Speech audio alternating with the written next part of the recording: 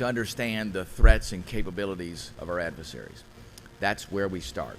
When you have a malevolent leader like Xi Jinping that says he wants his military to be ready by 2027 to reunify with Taiwan by force, make no mistake about what our adversaries are willing to do, what they have done. We've seen the malevolence of a leader like Vladimir Putin. We've seen the same in Xi Jinping. We've seen the same in Kim Jong-un. We've seen the same with the theocracy in Iran. We live in a world today, folks, that provide multiple threats and challenges to this nation. This is not like the Cold War. Because I'm going to tell you a couple of things today that have never been revealed publicly before, a couple of initiatives we're working on that I think do relate to what you're doing. And one is non-compliance with subcontracting goals. We'll have primes who will respond to an RFP and say, we will commit best efforts to get 20% of the contract out to small business.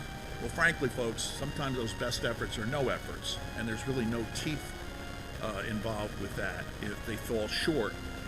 So that's one of the things we want to take aim at. And the other is to continue to build supply chain resiliency within service and supplies contracts that traditionally have gone to large businesses.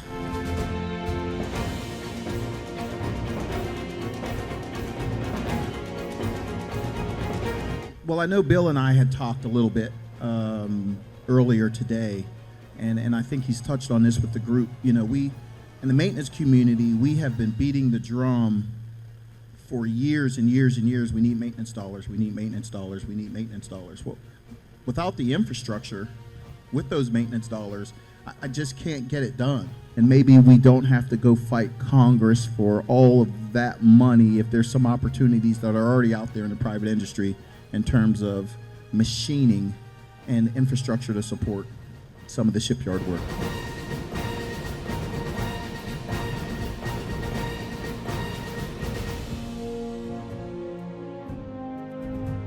Other transactional authority, right? We've had that for some time in the research and development world. In the 23 NDAA, Congress was thoughtful enough to give us other transactional authority for construction. We think this is a go fast option in terms of the simple problem statement consortium approach. And again, not to replace the MILCON process, but to run in parallel with the MILCON process and give us maybe a speed lane option. The scope of the DLA operation, we awarded $40.5 billion in contract obligations in FY22. Small business obligations were $16 billion.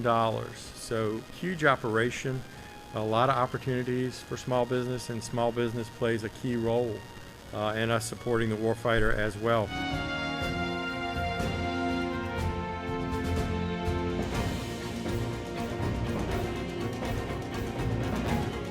We'll dive into our work in the defense industry.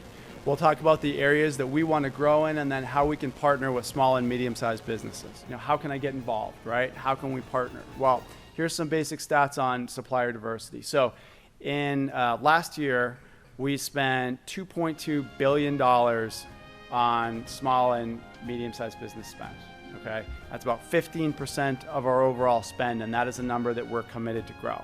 Hi, I'm Gene Moran. I'm the founder and president of Capital Integration. I'm here at the Defense Leadership Forum Navy Contracting Summit in Virginia Beach, Virginia.